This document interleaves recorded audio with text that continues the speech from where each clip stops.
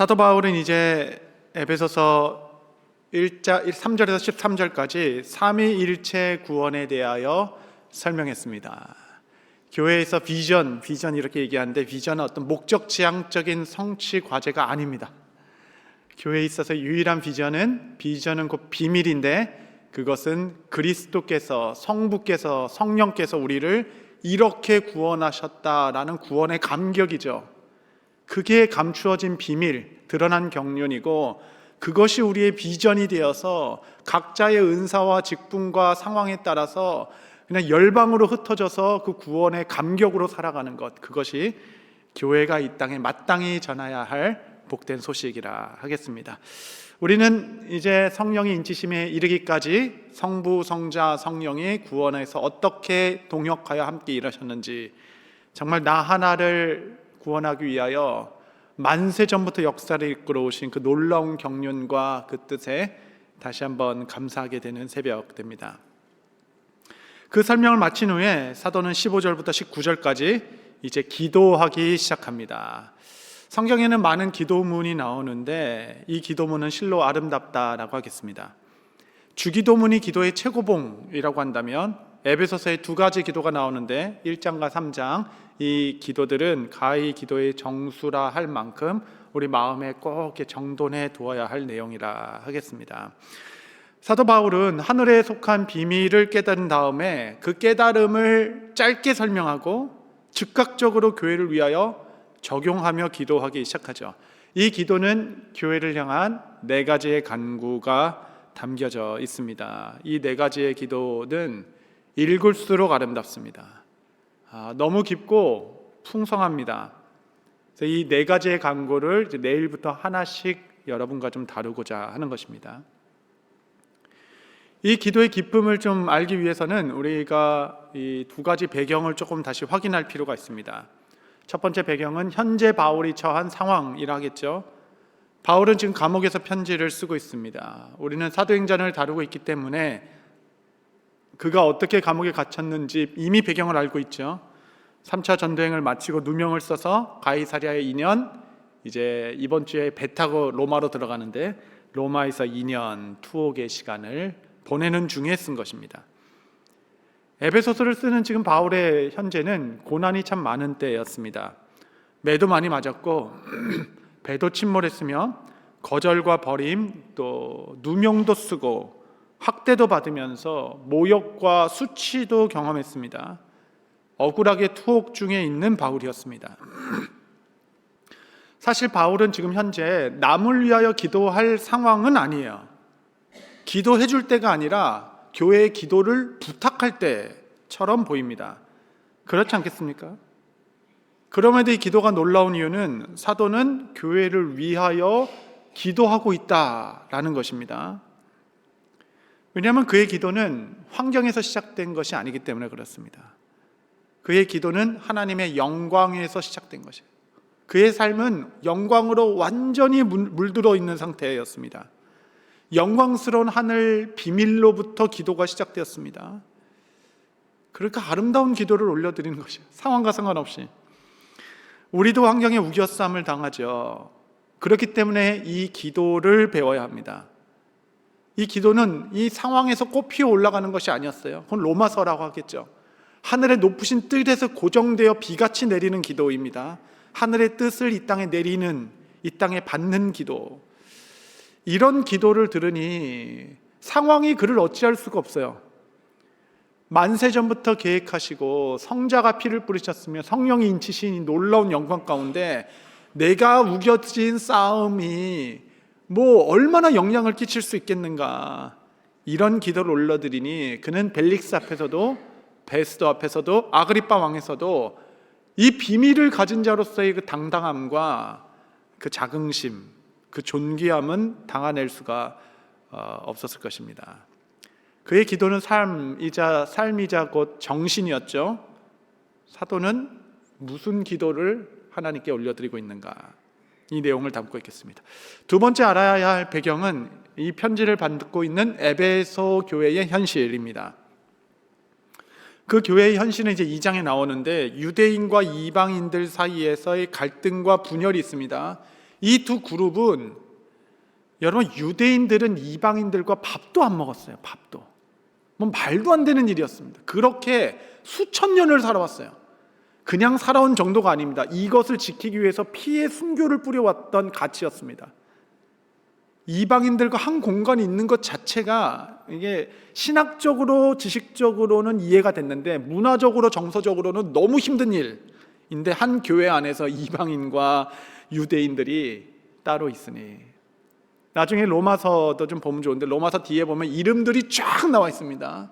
이름들이 쫙 나와 있는데 너무 흥미나게 이방인들은 이방인들끼리 이름 나와 있고 유대인들은 유대인들끼리 이름 나와 있어요. 그러니까 철수, 영희, 뭐 광철 뭐 이렇게 모여 있고 존, 필립, 뭐 요한 뭐 이렇게 다 이렇게 모여 있는 거예요. 섞이지 않았습니다.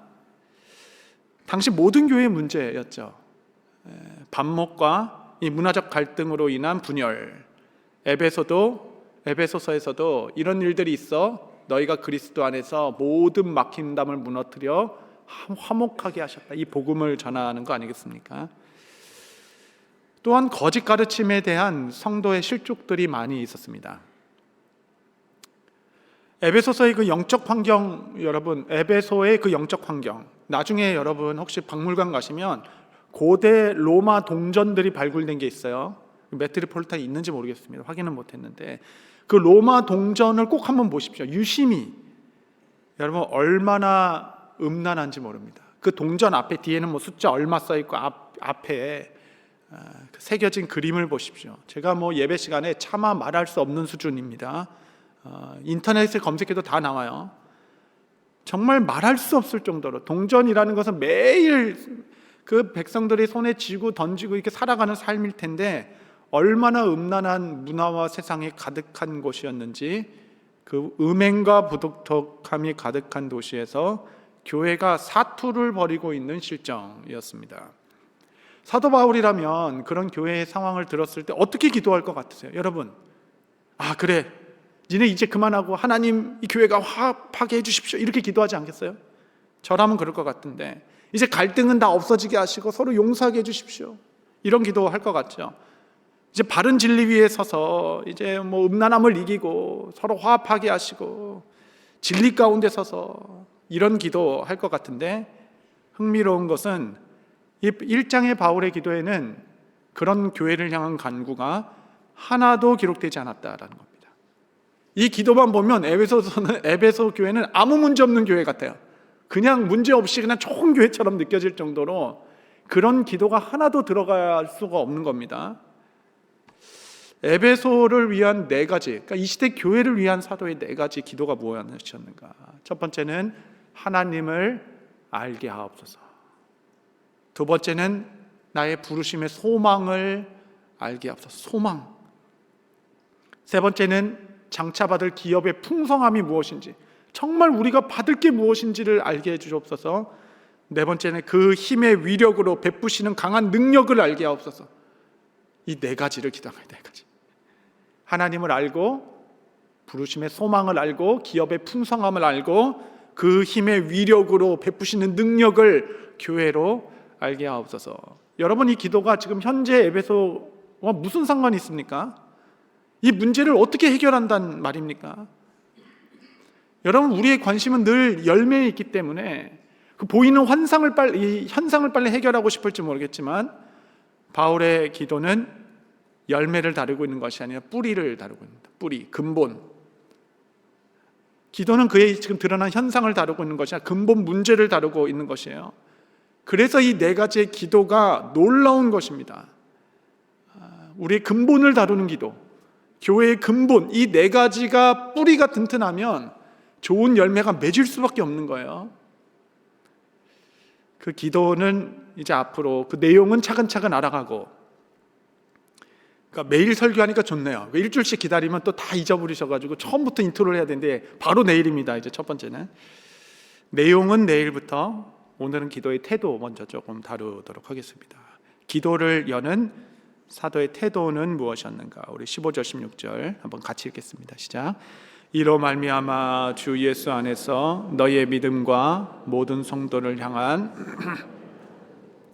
내가 기도할 때 기억하며 너희로 말미암아 감사하기를 그치지 아니하고. 기도의 문을 확 여는 거예요. 내가 기도할 때에 감사를 그치지 않는다. 감사나이다. 기도를 여는 문은 언제나 감사입니다. 바울도 자기 자신의 감당하지 못할 문제에 직면해 있기도 하고, 에베소도 상황이 녹록하진 않지만 그럼에도 불구하고 내가 기도할 때에 감사를 그치지 아니하고 감사로 기도를 시작합니다. 바울의 13개의 서신 모두 감사로 시작하여 감사로 끝납니다. 감사로 넘치는 책입니다. 신약 성경에 감사란 단어가 100몇 번 나오는데 그 중에 3분의 2가 바울 서신에 쏟아져 나와요. 그는 늘 감사. 그 짧은 서신에도 감사로 열고 감사하며 마지막까지 감사의 사람이었습니다. 구약의 대표적인 인물은 다윗이었어요. 신약의 대표적인 인물은 사도 바울입니다. 늘 감사했습니다. 늘 감사로 넘쳐요.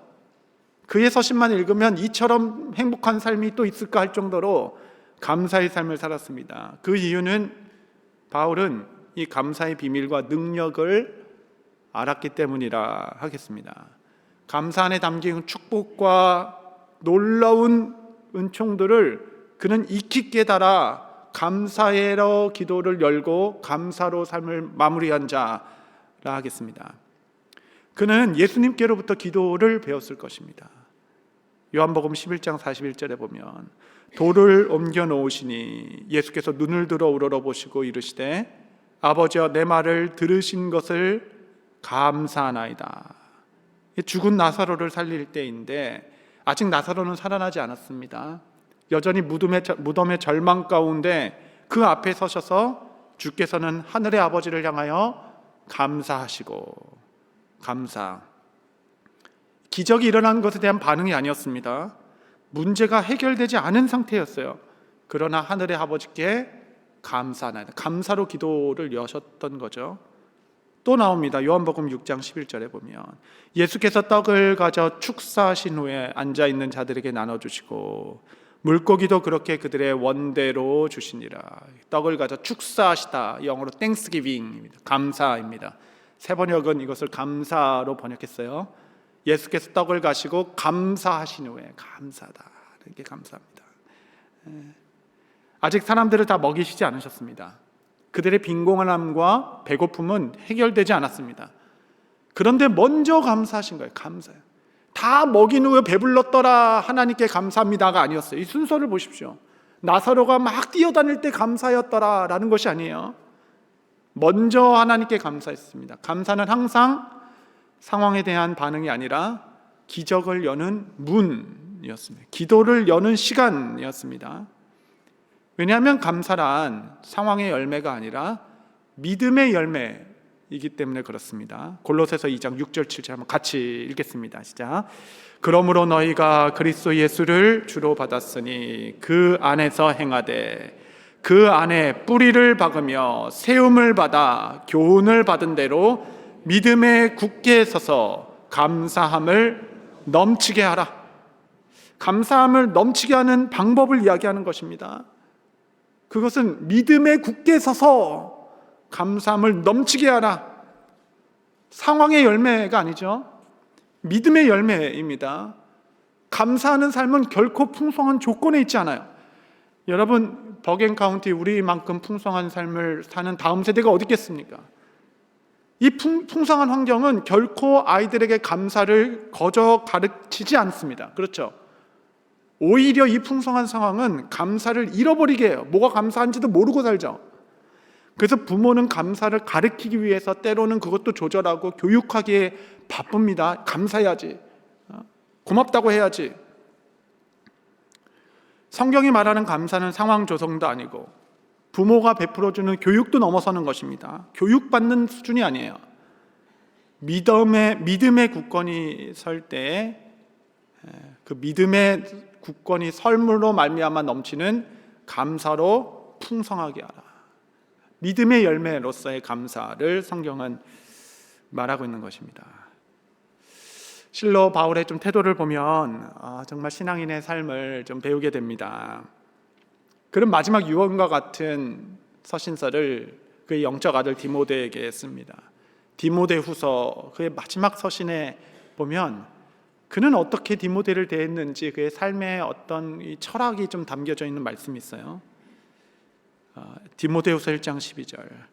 이로 말미암아 내가 또 이 고난을 받되 부끄러워하지 아니함은 내가 믿는 자를 내가 알고 또한 내가 의탁한 것을 그날까지 그가 능히 지키실 줄을 확신함이라.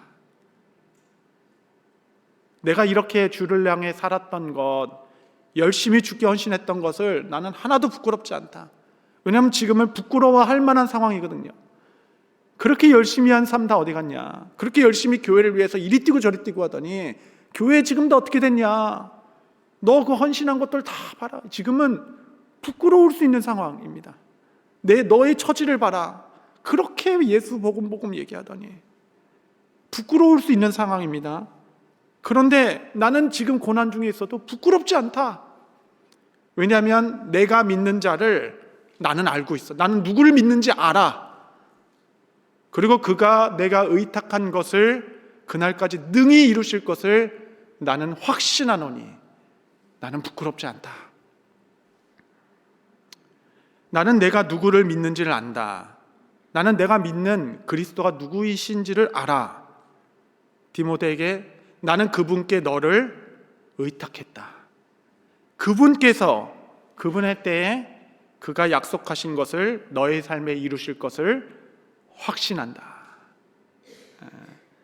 내가 그분께 의탁하였으니 너의 삶을 그분께 의탁하였다.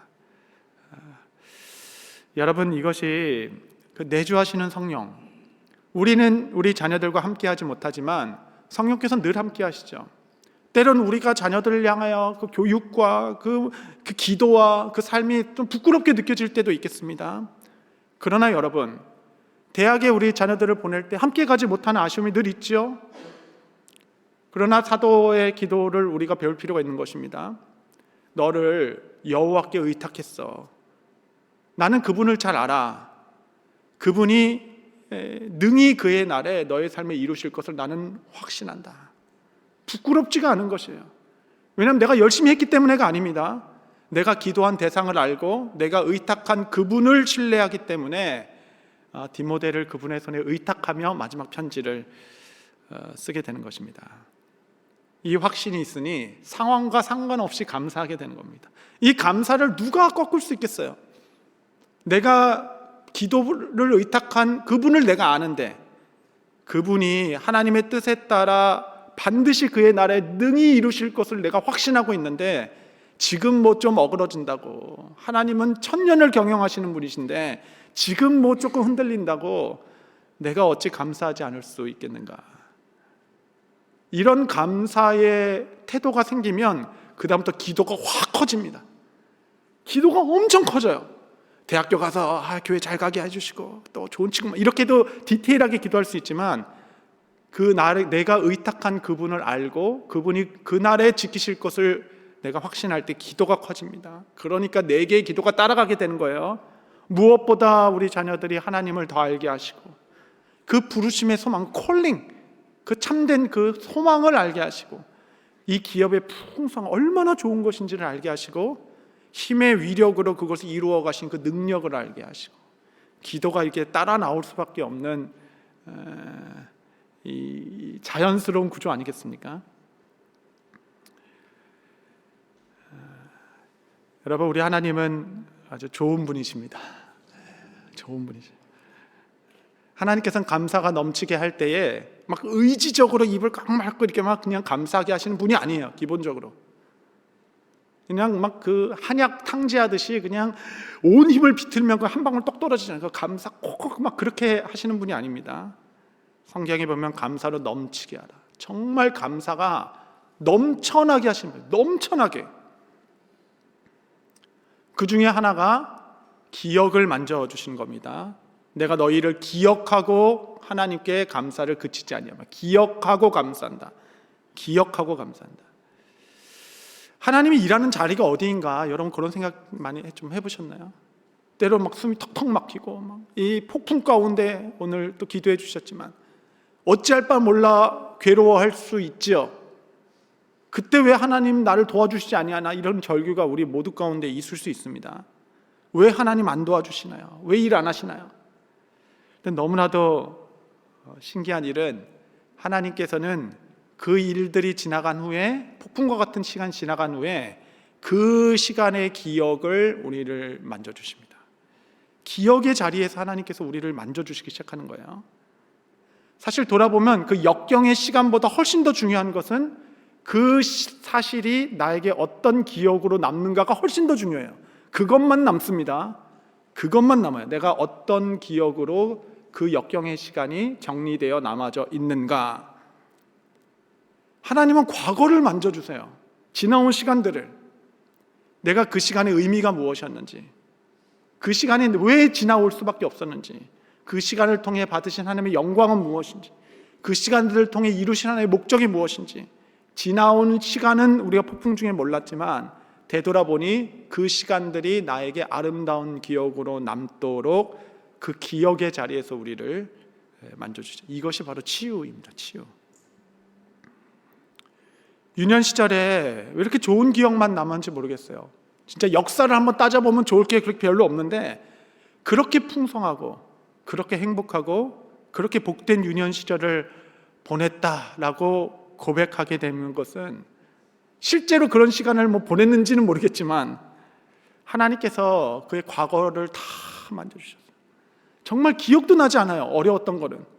하나님께서 그 좋은 아버지, 좋은 가정, 믿음의 가정에서 그 기도로 하나하나 이겼던 것은 정말 놀이동산 10번 가끔보다 훨씬 더 좋은 기억으로 남게 해주시는 분은, 우리 스스로 막 그렇게 애쓴다고 되는 게 아니라 어느 순간 하나님께서 저의 과거를 만져주셔서 풍성한 감사만 남도록 그 과거의 기억의 자리를 다 이렇게 만져주셔요.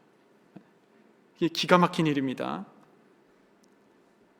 성경에 세월을 아끼라 때가 악하니라. 그러므로 어리석은 자가 되지 마라. 어리석은 자가 되지 말고 오직 주의 뜻이 무엇인지 찾으라 라고 나와 있지 않고, 주의 뜻이 무엇인지 이해하라.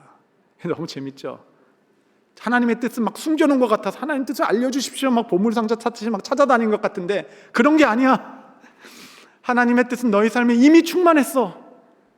다만 우리가 어리석어서 그 뜻을 몰랐던 것뿐입니다. 그렇죠? 그 뜻을 이해하라. 이미 우리 삶에 충만했던 하나님의 뜻을 이해해라. 아, 그 모든 순간에 하나님의 인도하심이 있었군요. 그 나의 모든 걸어왔던 순간이 하나님의 뜻으로 말미암아 이해되기 시작할 때, 그 총명함이 오죠. 총명함은 본질을 꿰뚫는 능력인데, 나의 삶을 로마로 이끌고 계시군요.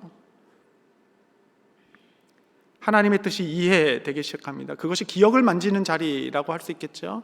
그러니까 기억할 때마다 감사가 넘치는 거예요. 어려운 중에도 감사해야지 무슨 주문해 오는 게 아닙니다.